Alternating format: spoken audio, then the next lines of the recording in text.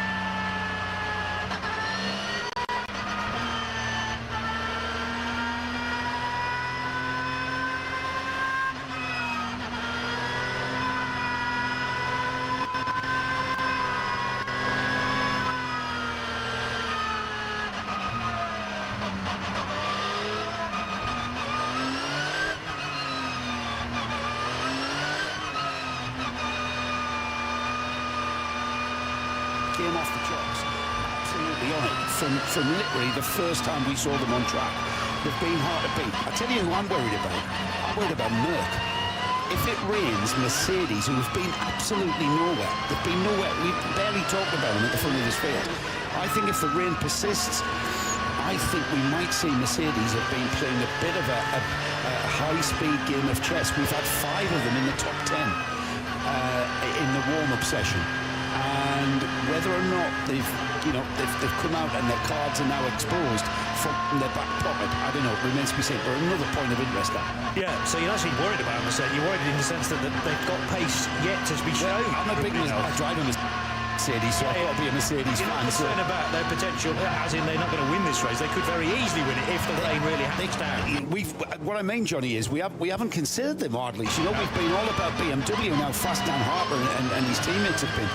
But let's just remind ourselves that there's a gaggle of Mercs out there that came to the fore in that warm-up session, and maybe that warm-up session was the first time we've seen the potential that we're going to see from the Mercedes. The Finnish warm-up, 2nd, 3rd, 4th, 5th and 7th. So that's 5 cars in the top 8 places. But it was only warm-up and not many. What would you say, 60-odd cars? Although 130 did warm-up, and fewer than that, 30-odd, only actually made it to the Nordschleife. That's right. So we had only 60-odd, I think 64. It was either 64 or 34 went onto the Nordschleife.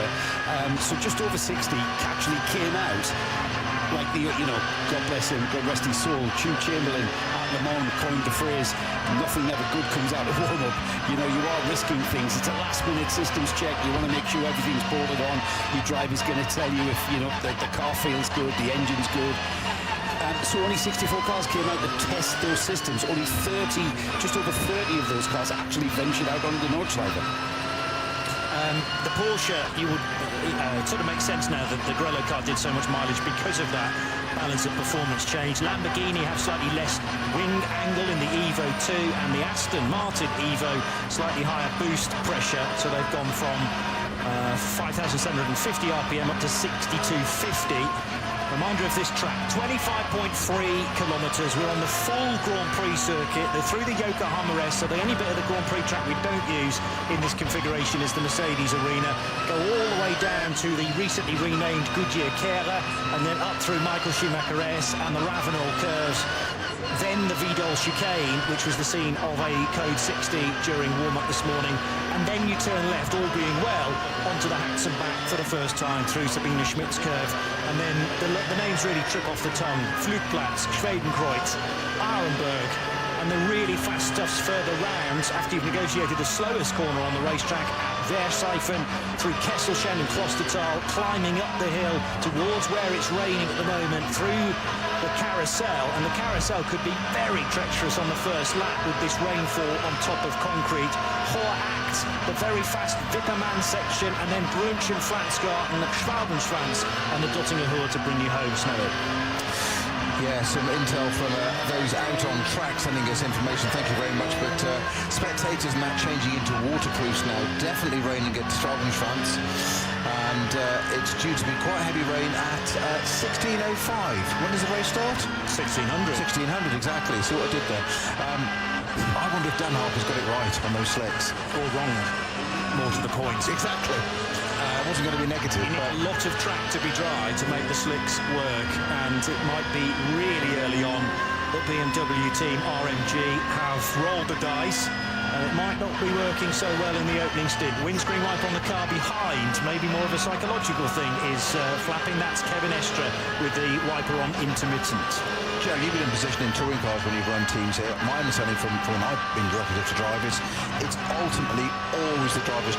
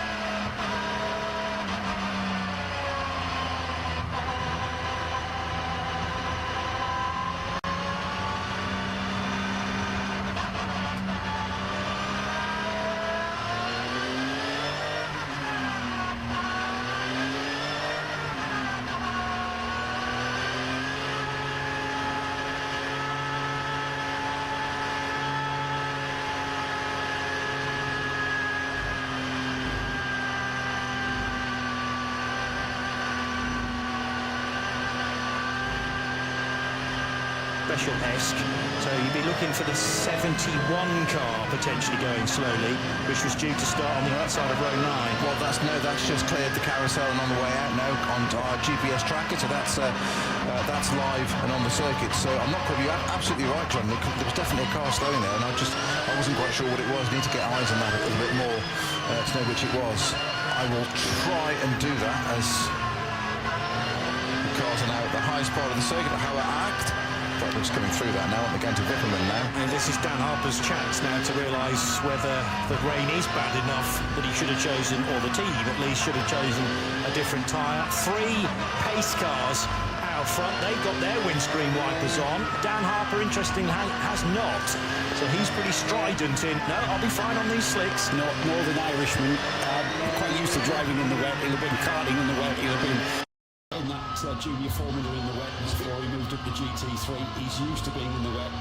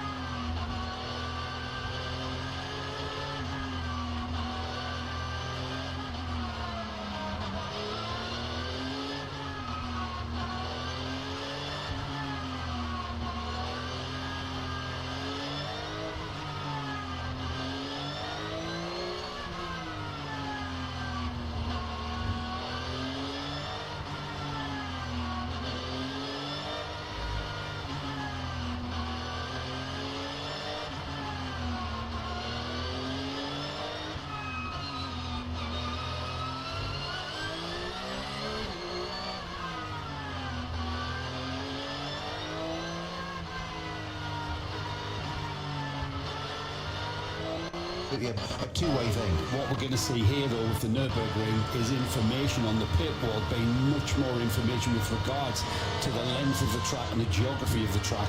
And you, as a driver, might not be aware that in a couple of kilometres' time, you're going to hit a rain cloud. And that's where the pit wall comes in. Ever more so, the Nürburgring 24 hours is all about the pit wall. And I've always said, I've been a massive advocate forever, that endurance races are won in the pit wall. Yeah, and none more so than this one. And also in this one, because the pits on the right, stay left of the pits, i.e. stay out of trouble, stay out of the pits. That's what you need to do. But that's it's a constant flow, all the changing dynamic all the time throughout a race. And it's such a long lap that if you're wanting to change the setting of the car, you better make sure you're in the right place on the racetrack as well, because otherwise you've just missed pit entry and then you really wish that you called for the sanctuary of the pit road. It's another 25 kilometres before you're home again. Visibility actually at the highest point of the racetrack, looking into the distance, seems okay, as now the leaders in Stadtgruppe 2 head by the exit of Carousel and towards that next sequence of corners of Hedwigshoor, Wipperman and Eschbach. So after that great qualifying from the 148 car of Steve Jans in the early part of the week, the Black Falcon Porsche starting ahead of the 116, which is the Share of Sport PHX example. But don't discount on this opening lap the Klickversicherung team with their combination, or all 4 German drivers. Roman Cherzanowski's in there, Kirsten Jodexnis, Peter Schmach and Nick Zalewski, who will be piloting the 119 car over the next 24 hours, starting from that second row.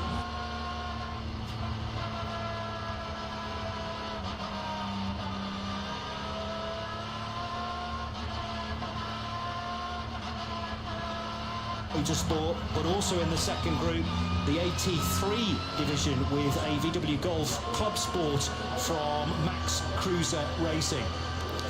Now, BMW, we can literally see across into the pit lane from our commentary position. BMW are lined up with a set of tyres in heaters already. Now, what does that tell us about Dan Harper? Is he going to dive into the pits? Is he going to surrender pole position effectively and dive into the pits and go on to wets, having done that formation lap and said maybe this was the wrong choice? I don't know. He's on the Dottingerhöhe at the moment, coming up towards the kink with the Kevin Estre driven Grello 911 right behind him. Intervention car just in front, or safety car just in front, and he's sitting there weaving from literally one side of the track to the other to get as much heat as he can into those tyres. Is he going to stay on those tyres and try and run it, or is he going to go to a set of wets that are prepared in the pit lane for him? So it's tricky, isn't it? You get one opportunity to choose the right tyres, don't you, at the start of a race, and that's what tyres the cars are going to go out on. Here we are.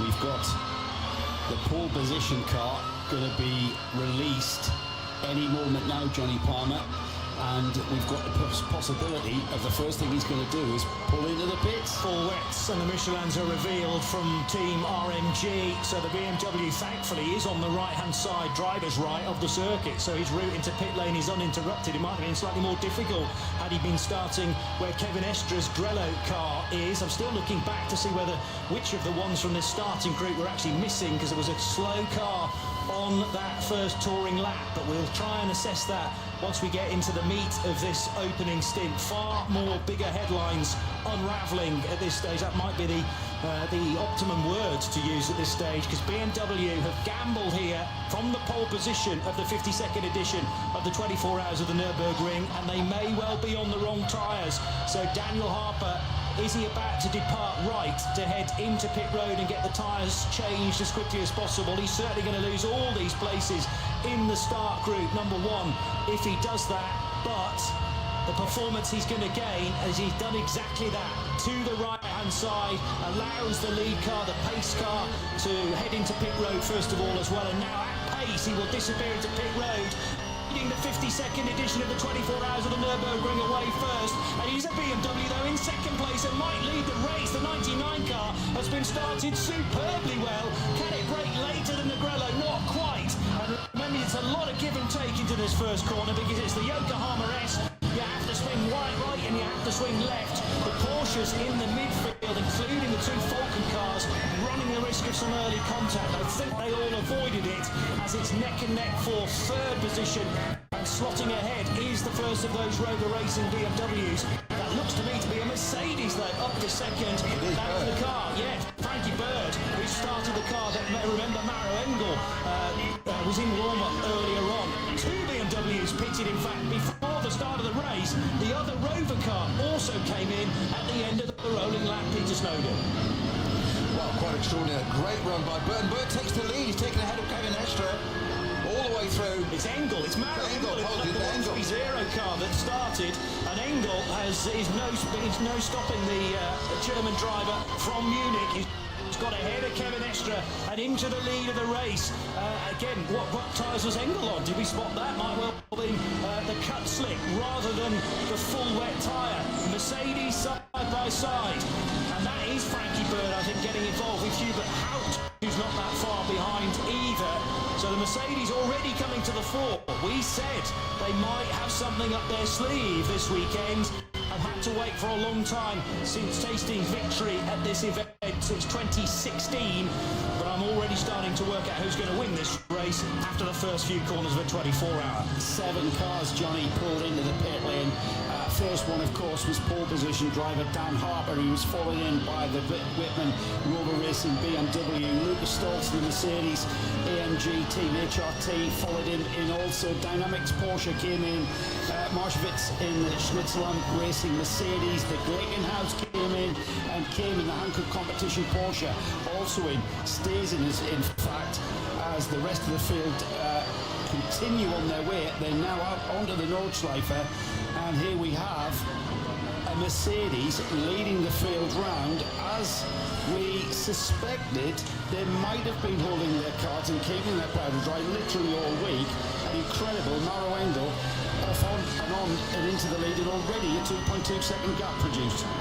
Tremendous effort, yeah, and that's mainly down to tyres. And now the BMW, driven by Augusto Farfus, who's going to feature in both the 99 and the 98 Rover Racing BMWs, but the Brazilian has been installed into car 9 for the opening stint, and he's just done the best third sector of those cars ahead, or Although, one to look out for is David Pittard in the 34 Valkenhorst Aston Martin, running 7th, and he's actually the quickest through that 3rd sector as the second start group now gets underway, and this is for Cup 2 Porsches, so Carrera Cup machines essentially, all one make at the sharp end, but then look further back and you've got the VW Golf of Max Cruiser Racing. The KTM Crossbow will be involved in this as well, and I can't see that in the first group of cars. 55 definitely should be involved in the second of the starting groups. Almost as, oh, there was a sideways moment there from 165, struggling to hang on to the Schmickler Performance powered by Ravenel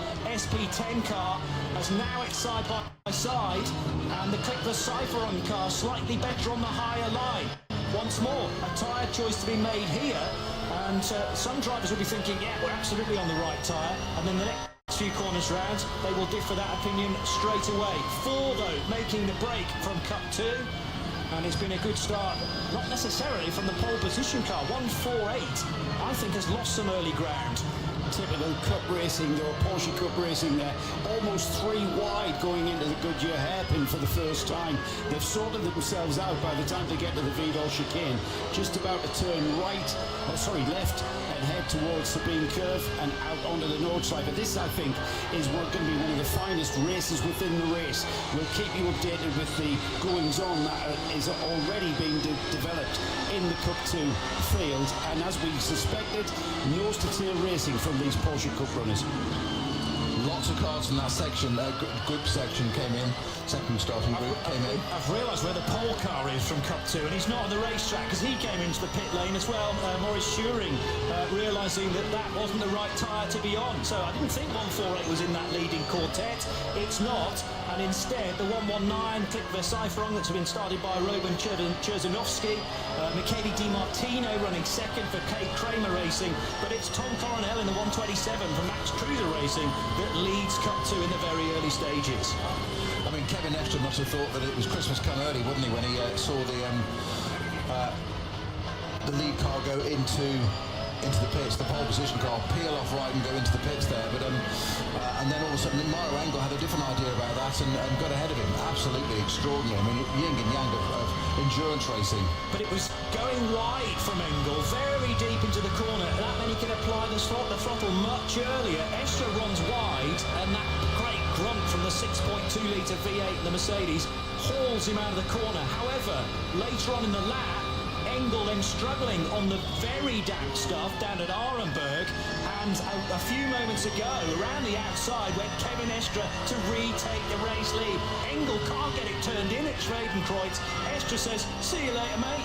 This is why we chose this particular tyre, and Farfus has gone through into second. Ricardo Feller now up to 3rd position for Scherer Sport, and Marco Mappelli in 4th place. So where on earth is Mauro Engel now? He's 13th. He's 13th after a terrible 5th sector on the racetrack. From the lead out to the side of the top 10 in basically a few corners. Nothing to do whatsoever with keeping his powder dry all week. Everything to do with being on that dry tyre. On the Grand Prix track, you saw how much performance he had. However, it all just begins to crumble as they hit the rain out there on the Nordschleife. Group 3 getting underway now. This is one of my favourites purely because of the mixture of manufacturers at the front end. We've got the Subaru WRX number 88 starting alongside the Audi TTS. In behind them on the second row was a BMW M3, and that looks to have now got ahead of the other cars in and around it. The VW New Beetle RSR car number 13, which has become a fan's favourite. Albrecht, Knepkes, Ash and Ria are the drivers in number 13, and then the 776 VW Golf that started from 5th position of start group. Dry.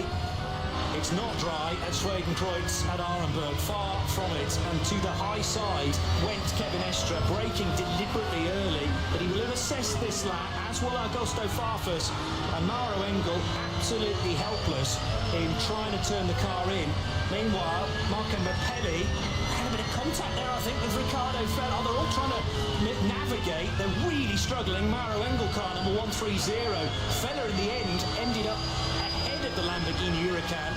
At this moment in time, the Italian car out powered by a similar engine compared to the Audi, was just ahead, but Fella now runs third for Scherer Sport, ahead of Mapelli's Huracan.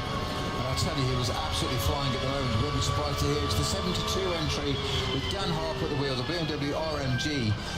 It's 10 seconds quicker in Sector 3 and again in Sector 5 already, having switched to those wets. So he's got his dander up, hasn't he, from having to surrender that pole position. And it's like, right, that was mine, I want it back. Early days, take it steady, get the first stint in. Well, his steady is flat out, isn't it? Exactly, his steady is different to ours, isn't it? Exactly, yeah. Meanwhile, Daniel Harper back into the race after that very early tyre change, and the 72 car is 18th, I make it, and he's got an Aston Martin just ahead of him, which is the 17 car, that being driven by Nico Bastian for Pro Sport Racing. So 17 and 72, do they both pit at the end of the first lap? That would make sense if they're now together. Car 17, yeah, that Nico Bastian shares with Marek Bachmann, who was one of the qualifying drivers. Harper trying to get by Bastian and can just about do that, running out of Schrabenschranz. Got yellow flags up at Klostertal as well. Again, we're going to see potentially quite tricky track conditions normally breed yellow flags and incidents, and I'm not sure why the yellow flag has come out. It's now cleared, so I suspect we've maybe had a little bit of a harmless spin. No information coming as to who caused that.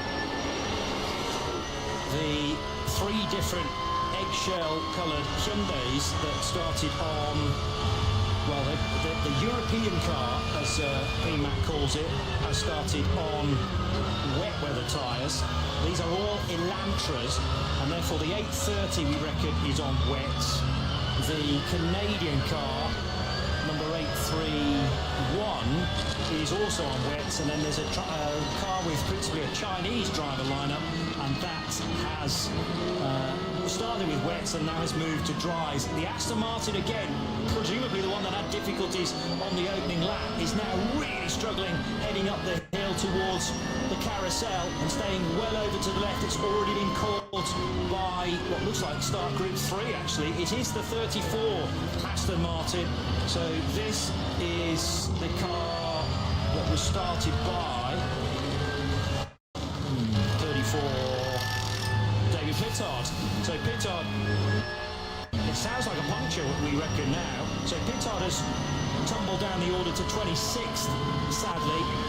And many of you alongside me were saying, no, Johnny, that's an Aston. To be honest, I wasn't really looking, but it looked a little bit like the Utah Racing Audi. Incidentally, that, in the hands of Pierre Caffa, is fine.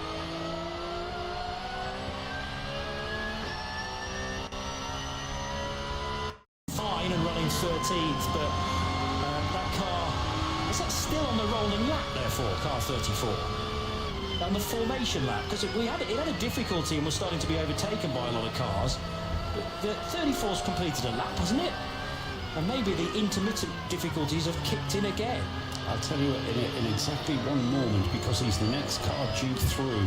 The car just ahead of him, the Conrad Motorsport Lamborghini, has just clicked by and gone into the pits. Car in now. Another car of interest was the early leader, Maro Engel, bringing the Mercedes AMG Get Speed car in from what was the front of the field. He's now dropped down to 24th.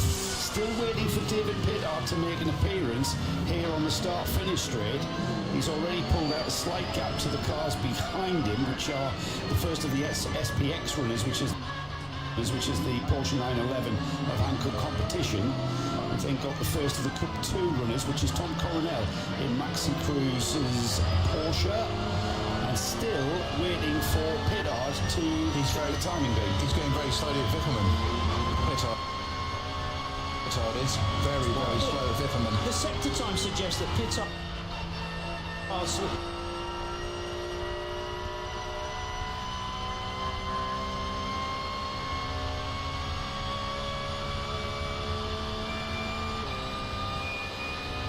down the order according to the tracker, which can have glitches, so just in case, add that caveat in. But if it's accurate, he's just dropping down the order.